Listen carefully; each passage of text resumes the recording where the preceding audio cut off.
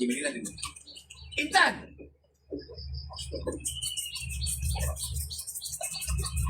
Putih, sudah kita. Putih. Kasihan kakak Melina tu. Melina siapa?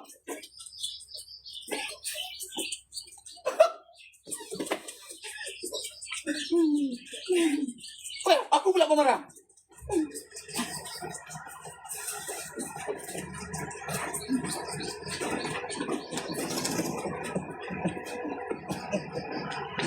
Selamatkan Melina, selamatkan Melina. Selamatkan Melina daripada kena sepak. Kena lempang, kena tumbuk. Budak Intan ni lah. Depan, belakang, kanan, kiri Melina kena.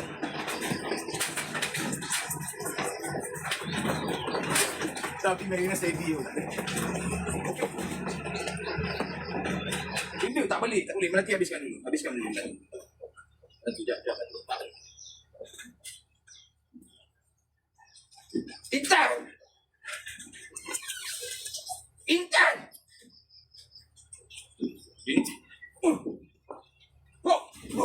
Wah, mana kena smackdown dengan aku? Lagi. If you smell what the rock is cooking.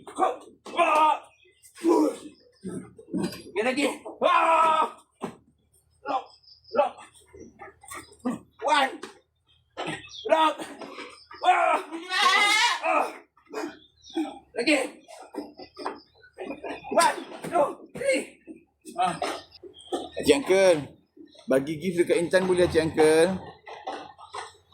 Dia baik sebenarnya Encik Uncle, tapi terlebih hyper je. Terima kasih Encik Uncle bagi gift.